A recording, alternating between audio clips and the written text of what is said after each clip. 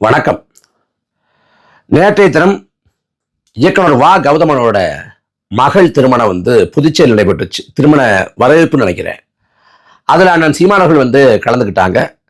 இத்தோடு முன்னாள் முதலமைச்சர் ஸ்டாலினும் அதே நிகழ்ச்சியில் கலந்துக்கிட்டார். அதில் அண்ணன் சீமானவர்களும் ஸ்டாலின் அவர்களும் இருக்கையில் அருகருகே அமர்ந்தாங்க. அந்த புகைப்படம் காணொளி பதிவு சமூக வலைதளங்களில் பரவுச்சு. அதுக்கு வழக்கம் போல தாவேக்காரங்க பொட்டு வச்சு பூச்சூடி அலங்கரிச்சு புதிய புதிய பொய்களை புரட்டுகளை பரப்ப ஆரம்பிச்சுட்டாங்க. பாத்தீங்களா, சீமான் ஸ்டாலினோட எவ்வளவு நெருக்கமா உட்கார்ந்துருக்காரு.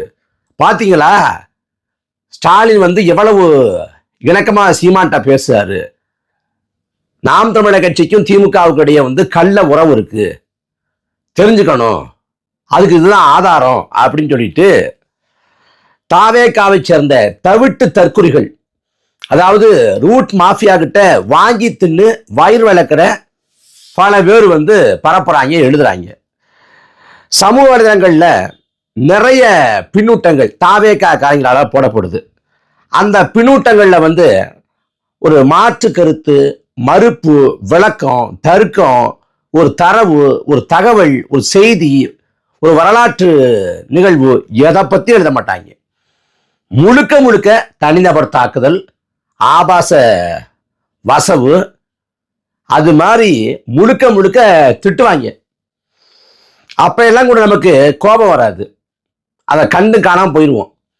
நமக்கு எப்ப கோபம் வரும்னா, நாம திமுக திட்டி, அதாவது விமர்சிச்சு ஒரு பதிவு போடுறப்ப அதுல தாவேக்காரன் பாத்தியா இவன் திமுக திட்டுறான், காசு வரல போல இருக்கு, திமுக இந்த மாசம் வர வேண்டிய காசு வரல போல இருக்கு அப்படின்பா.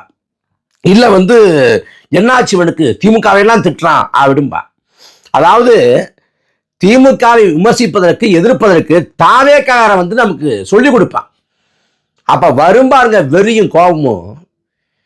இவன் வீரமா ஜில்லாவா அப்படின்னு ரசிக சண்டை போட்டுக்கிட்டு இருந்த காலத்துல கருணாநிதியை இன துரோகி, திமுக தமிழ்ல துரோகம் பண்ணுச்சு அப்படின்னு தமிழ்நாடு முழுக்க பட்டி தொட்டி எங்கும் கொட்டி முளைக்கியது நாம் தமிழர் கட்சி, அண்ணன் சீமான். திமுகவை முழுக்க முழுக்க எல்லா விதத்திலும் எதிர்த்த கட்சி நாம் தமிழர் கட்சி. தீமையோட தொடக்கமே திமுக தான் அப்படின்னு நாம் தமிழர் கட்சி தொடர்ச்சியா பேசி வருது, அண்ணன் சீமான் சொல்லி வர்றாங்க.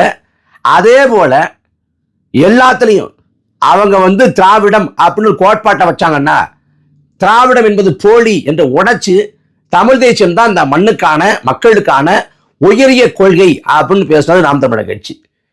இது எல்லாமே பெரியார் மண்ணு தான் அப்படின்னு பேசினப்ப பெரியாரே மண் என்று பேசியது நாம் தமிழர் கட்சி. கருணாநிதியை தமிழ்ல தலைவர் என்று தூக்கி சுமந்தப்ப திமுக, நாம் தமிழர் கட்சி கருணாநிதி இந்த இனத்துக்கு துரோகம் என்ன, இன துரோகி என்று அண்ணன் சீமான் வர்ணிச்சாங்க. அண்ணன் சாட்டை துறைமுகன் விக்கிரவாண்டி பரப்புரையின் போது அந்த கள்ளக்குடி கொண்ட கருணாநிதிங்கிற பாட்டு, அதோட தமிழ் தேசிய வடிவம் இருக்குல்ல, தமிழ் தேசிய பதிப்பு வெர்ஷன், அந்த பாட்டை பாடினாங்க. அதுக்காக அண்ணன் சாட்டை துறைமுகன் மீது வழக்கு, அதுக்கு மேல கைது அப்படின்னு போச்சு. அந்த பாட்டை திரும்ப திரும்ப பாடினாங்க அண்ணன் சீமானவர்கள்.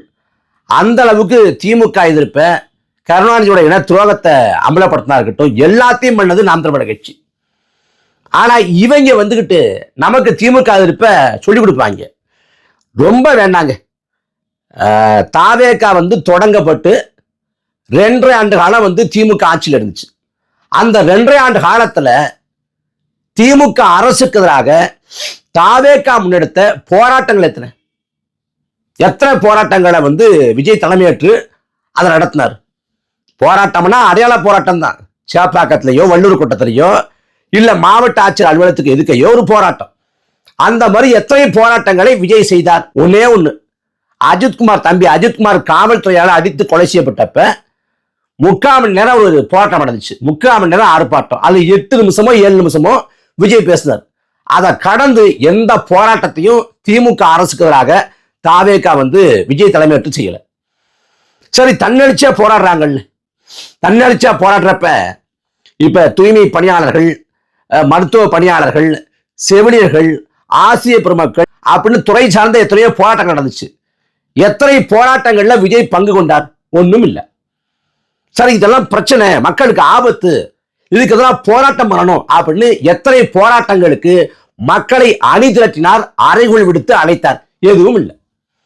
திமுக அரசுக்கு தான் போராடவும் செய்யல, திமுக அரசுக்கு தான் போராட மக்களை தயார் செய்யவும் செய்யல, திமுக அரசுக்கு தான் போராடி கொண்டிருக்காங்கல்ல அவங்க பக்கத்துலயும் நிக்கல. ஆனா இவர் நமக்கு திமுக இருப்ப சொல்லிக் கொடுப்பாரு, அவர் கட்சிக்காரங்க நமக்கு பாடம் எடுப்பாங்க.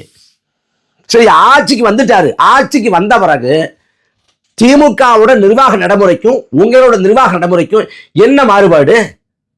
என்ன மாறுபாடு? திமுக ஆட்சியில அச்சுறுத்துவான், திமுக விமர்சிக்காத, நாங்க கைது பண்ணுவோம், வழக்கு போடுவோம், சிறைப்படுத்துவோம் அப்படின்னு அச்சுறுத்துவான். தாவே காட்சியில அதுதான். இன்னைக்கு காலையில தம்பி ஹுசேன் திண்டுக்கலை சேர்ந்த நாம் தமிழர் கட்சியோட மாநில இளைஞர் பாச ஒருங்கிணைப்பாளர், ஆற்றல் மிகு பேச்சாளர், வேடசந்தூர் தொகுதியில போட்டி போட்டவர் தம்பி ஹுசேன். அவர் ஒரு பதிவை ஆகஸ்ட் மாசம் போடுறாரு. எப்ப விஜய் மதுரை மாநாட்டில் பேசினார்ல அந்த சமயத்துல ஒரு பதிவு போடுறாரு. அப்ப போட்ட பதிவுக்கு இப்ப அவரை காலையிலே நாங்க கைது பண்றோம் அப்படின்னு கூட்டு போயிருக்காங்க. அதுக்கு பிறகு அழுத்தம் கொடுத்த பிறகு வழக்க போட்டுட்டு விட்டுட்டாங்க. இதே விடயத்தான திமுக பண்ணுவான். அதே வேலையை தாவேகா பண்ணும்னா திமுகவுக்கும் தாவேகாவுக்கும் நிர்வாக நடைமுறையில என்ன வேறுபாடு இருக்கு அப்படின்னு கேட்கிறேன்.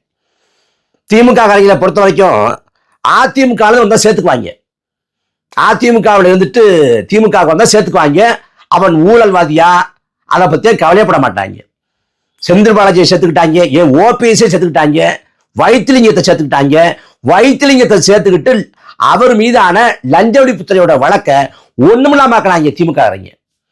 அதே போல இப்ப பாத்தீங்கன்னா இவர் அதிமுகவில் இருக்கக்கூடிய அத்தனை பேரும் சேர்த்துட்டு இருக்காரு. கடம்பூர் ராஜு, MC சம்பத்து, இப்ப கடைசியா விஜயபாஸ்கர் வரப்போறாரு. விஜயபாஸ்கர் மேல ஊழல் வழக்கு இருக்கு. குட்காவை காசை வாங்கிட்டு அனுமதிச்சாருட்டு. அது மாதிரி தமிழ்நாடு லஞ்ச ஒழிப்புத்துறையோட வழக்கு 2 வழக்குக்கு நிலுவையில. அப்படிப்பட்டவரை தாவே காவலை சேர்த்துக் கொள்ளலாமா? ஆனா சேர்த்துக்கொள்வார். அப்ப திமுக என்ன பண்ணுச்சோ அதே தான் இவங்களும் பண்றாங்க. அப்புறம் திமுக பொறுத்த வரைக்கும் இந்த குற்றம் பண்ணாங்கன்னா, திமுக காரங்க குற்றம் பண்றாங்கன்னா அவங்களை காப்பாத்தி விட்டுரும். அதே தான் தாவேகா பண்ணுது. திருவைகுண்டத்துல கூட்டு பாலியல் கொடுமை, அதில் தொடர்புடைய ஆளாக குற்றம் சாட்டப்பட்டவர் திருவைகுண்டம் சட்டமன்ற உறுப்பினர் சரவணன். அவர் மேல நடவடிக்கை எடுக்கணும்னு சொல்லிட்டு சட்டமன்றம் வரைக்கும் பேச ஆரம்பிச்சிட்டாங்க. ஆனா இதுவரைக்கும் எந்த நடவடிக்கையும் இல்லை. மாறாக பாதிக்கப்பட்ட பெண்ணை கட்சி விட்டு நீக்கிருக்காங்க. அப்புறம் தேர்தல் வாக்குறுதிகளை காத்துல பறக்க வருது. அதை திமுக அற்புதமா செய்வாங்க. திமுகவுக்கு போட்டி போடுற விதத்துல தாவேகா வந்திருக்கு. தாவேகா 40 நாள் தான் ஆகுது, அதுக்குள்ளே பல வாக்குறுதியை காத்துல விட்டாங்க. அதுல நாங்க வந்தோம்னா பயிர் கடனை தள்ளுபடி பண்ணிடுவோம், விவசாயியோட வயிற்றுல நாங்க பாலை மறுப்போம்னாங்க. நீங்க விவசாயிகள் வாயிலையும் வேத்தையும் அடிச்சுக்கிட்டு ஒப்பாரி வைக்கிற அளவுக்கு அந்த பயிர்க்கடன் தள்ளுபடிலாம் அவ்வளவு பெரிய மோசடி. இப்போது வரைக்கும் விவசாயிகள் போராடுறாங்க, விவசாய சங்கங்கள் போராடுது. அந்த பிரச்சனையை தீர்த்து வைக்கிற எண்ணம் தாவேகாவுக்கு துளி கூட இல்லை. வெறுமனே ஒப்புக்கு சடங்குக்கு பண்ணிட்டு கணக்கு காட்டுறாங்க, நாங்க அந்த வாக்குறுதியை நிறைவேற்றிட்டோம் அப்படின்னு கணக்கு காட்டுறாங்க. ஆனா விவசாயிகள் இப்போ வரைக்கும் போராடுறாங்க. அப்புறம் காவிரி ஆற்றின் குறுக்கே மேகதாட்டுல தடுப்பணை கட்டுறது, தடுப்பணை கட்டக்கூடாதுங்கிறது எல்லாரோட நிலைப்பாடும் தான். அதுல உதயநிதி அந்த மேகதாது அணைக்கிறதாக தமிழக சட்டமன்றத்தில் ஒரு தீர்மானம் போடப்படுது. அந்த தீர்மானத்தை ஆதரிச்சு பேசுறப்ப உதயநிதி ஒரு முன்மொழிவை செய்தார். என்ன முன்மொழிவுனா, இதுக்கு எதிராக ஒரு நடுவுமன்றம் அமைக்கணும் அப்படிங்கிற கோரிக்கையை இந்த தீர்மானத்துல சேருங்க அப்படிங்கிறாப்புல. அதை சொன்ன உடனே விஜய் அதை சேர்த்துக்கிறோம் அப்படின்னு சொல்லிட்டு, இத்தனாவது பாராவில் நாங்கள் சேர்த்துக்கிறோம் அப்படின்னு சொல்லிட்டு உதயநிதி முன்மொழிய விஜய் வழிமொழிச்சிட்டார். என்ன? நடுவுமன்றம் வேணும், எதுக்கு? மேகதாதுவுக்கு எதிராக நாங்க போராடுறோம் சொல்லிட்டு நடுவுமன்ற கோரிக்கை வைக்கிறாங்க.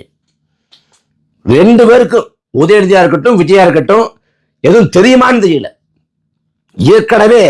ஏற்கனவே இந்த காவிரி உரிமைக்கு நடுவுமன்றம் அமைக்கப்பட்டு VP சிங் காலத்தில் அமைக்கப்பட்டு, அதுக்கு இடைக்கால திருப்பு 90களோட தொடக்கத்துல கொடுக்கப்பட்டு, அதை அமலாக்க செய்யாம கர்நாடகா அடாவடித்தனம் பண்ணி 2007 காலகட்டத்தில் இறுதி தீர்ப்பு கொடுக்கப்பட்டு, அந்த தீர்ப்பை அரசியலில் வெளியிட பெரிய போராட்டம் பண்ணி, அப்புறம் காவிரி மேலாண்மை வாரியம் அமைக்க சொல்லி போராட்டம் பண்ணி, காவிரி ஒழுங்காற்று குழு அமைக்க போராட்டம் பண்ணி, பலகட்ட படிநிலையை கடந்து வந்து இப்ப நமக்கு எவ்வளவு டிஎம்சி தண்ணி தரணும்னா 177.25 டிஎம்சி தண்ணியை கர்நாடக அரசு தரணும்.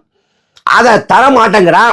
கர்நாடகாவில் மிதமிஞ்சி அளவில் மழைப்பொழிவு இருந்தா ஒரு வடிகால் போல தமிழ்நாட்டை பயன்படுத்துறான். கீழே தண்ணி திறந்து விட மாட்டேங்கிறான். இப்ப மேகதாட்டில் தடுப்பணை கட்டினான்னா நமக்கு தண்ணியே வராது எந்த காலத்திலையும்.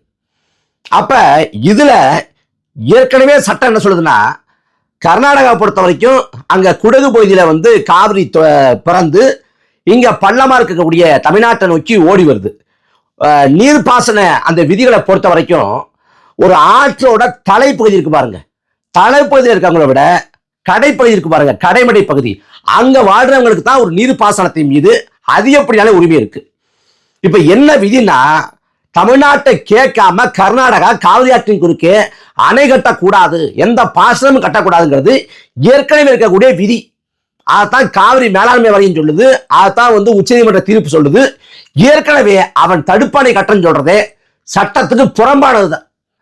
ஏற்கனவே வந்து கபினி, ஹேமாவதி, ஹேரங்கின்னு 3 அணையை வந்து கர்நாடகா கட்டினான். அது காரணம் கருணாநிதியோட துரோகம், கருணாநிதியோட சமரசம். அந்த அணையை சட்டவிரோதமாக தான் கட்டினான். அப்ப இப்போது வந்து அவன் வந்து மேகதாதுவுல அணை கட்டுறன்னு சொல்றதே சட்டவிரோதம் தான். அப்ப புதுசா நடுவுமன்றம் தேவையில்லை. புதுசா நடுவுமன்றம் கொண்டு வந்தா ஒருவேளை சிக்கலை இன்னும் 30 ஆண்டுக்கு இழுத்து விடும். இல்ல நடுவுமன்றம் வந்து அணை கட்டிக்கொள்ளலாம் அப்படின்னு தீர்ப்பு கொடுத்துருச்சுன்னா அப்புறம் சட்டபூர்வமாக தமிழ்நாடு இழுத்து போடுறதுக்கான எந்த வாய்ப்பும் இல்லாம போயிடும். அப்ப நடுவர் மன்றங்கிறதே தவறான முடிவு அப்படிங்கிறது அடிப்படையான ஒண்ணு. ஆனா நடுவர் மன்றத்தை திமுக வழிமொழிய, திமுக முன்மொழிய, தாவேக்கா வழிமொழியுது. இவங்க திமுக எதுக்குறாங்களாம். அப்புறம் வந்து வாரிசு அரசியல் எதுக்குறோம் அப்படின்னு பேசுவாங்க. யாரு? தாவேக்காரங்க. வாரிசு அரசியல, குடும்ப ஆதிக்கத்தை நாங்க ஏற்க மாட்டோம், எதுக்குறோம்பாங்க. இப்ப திமுகவுக்கும் எங்களுக்கு கோட்பாட்டு அடிப்படையில் எந்த வேறுபாடும் இல்லை. திமுக கோட்பாட்டை பின்பற்றாம அவங்க வந்து குடும்ப அரசியல் பண்றாங்க, வாரிசு அரசியல் பண்றாங்க அப்படின்னு தாவேக்காரங்க சொல்லுவாங்க. திமுக வாரிசு அரசியல் பண்ணது, குடும்ப ஆதிக்கம் செய்திருக்கிறதுலாம் கண்கூடு, உலகத்துக்கே தெரியும். அந்த அயோக்கியதானே உலகத்துக்கு தெரியும். என்ன கேள்வினா, திமுக செய்கிற வாரிசு அரசியலை எதுக்கணுமான்னு கேட்டா எதுக்கணும். அது சமூக நீதிக்கு புறம்பானது, அது மன்னராட்சி முறையோட நீச்சி, அது பண்ணையார் தரத்தோட எச்ச சொச்சம். அதே வழியில காங்கிரஸ் கட்சியோட குடும்ப ஆதிக்கத்தை, வாரிசு அரசியலை விஜய் இருக்கிறாரா, ஏற்கிறாரா? ராகுல் காந்தி யாரு? சரி, அதை கூட விட்டுருங்க. இப்ப அடுத்த வாரம் வர 27ஆம் தேதி வந்து மதிமுகவோட பொதுக்குழு செயற்குழு கூடுது. அதுக்கு பிறகு ஐயா வைகோ பனிரு பக்கம் ஐக்கியமாக போறாரு. அந்த மதிமுகவுல துறை வைகோன்னு ஒருத்தர் இருக்காரு. அந்த துறை வைகோ வாரிசு அரசியலின்படி வந்தவரா இல்லையா? அந்த மதிமுகவுல குடும்ப ஆதிக்கம் இருக்கா இல்லையா? அதுக்கு நம்ம சொல்ல போறாங்க தாவேக்காரங்க.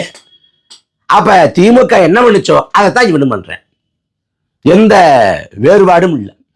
திமுக இலவச அறிவிப்புகளை கொடுத்து, கவர்ச்சிகரமான வாக்குறுதியை கொடுத்து வாக்களை பெறலாம் அப்படின்னு முயற்சி பண்ணுவான். ஆனா வந்த பிறகு வாக்குறுதி நிறைவேற்ற மாட்டேன். அதே தான் தாவேக்கா பண்ணுது. இன்னும் பல வாக்குறுதிகள் வந்து என்னாச்சுன்னு அவனுக்கு தெரியல. சிங்கப்பெண் அதிரடி படை அப்படின்னு பேசுறேன். ஏற்கனவே பலமுறை பேசிட்டா அது ஒண்ணும் இல்ல, அது வெட்டு அப்படின்னு பேசிட்டோம். இந்த சிங்கப்பெண் அதிரடி படை மட்டும் இல்லாம தாவேக்காவோட தேர்தல் வாக்குறுதியில் இன்னொன்று இருக்கு. நாங்க வேலுநாச்சியார் பேர்ல தமிழ்நாடு முழுக்க 500 கண்காணிப்பு குழுக்களை வைப்போம். அந்த கண்காணிப்பு குழுக்கள்னா பெண்கள் மட்டும் தான் இருப்பாங்க. அவங்க சாதா உடையில இருப்பாங்க. அவங்க உடையில வந்து கேமரா இருக்கும். அவங்க மக்களோட மக்களா உழவுவாங்க அப்படின்னு வேலுநாச்சியார் பேர்ல நாங்க படையை வைப்போம் அப்படின்னு தாவேக்காவோட தேர்தல் வாக்குறுதியில் கொடுக்கப்பட்டிருக்கு. இந்த சிங்கப்பெண் அதிரடி படையே ஒரு டம்மி அப்படின்னாலும் பேசுறப்ப பெண்கள் பாதுகாப்புக்குன்னு சொல்லி சிங்கப்பெண் அதிரடி படை அப்படிங்கிறதோட நிறுத்திக்கிறேன். அதை தாண்டி இந்த பக்கம் வேலுநாச்சியார் படைகள்லாம் வரமாட்டேங்கிறாங்க. ஏன்னா எவனும் படிக்கவே இல்லாத. விஜயே படிச்சாரா என்னன்னு தெரியல, படிச்சிருக்க வாய்ப்பு இல்லை, அதுக்கெல்லாம் வாய்ப்பே கிடையாது.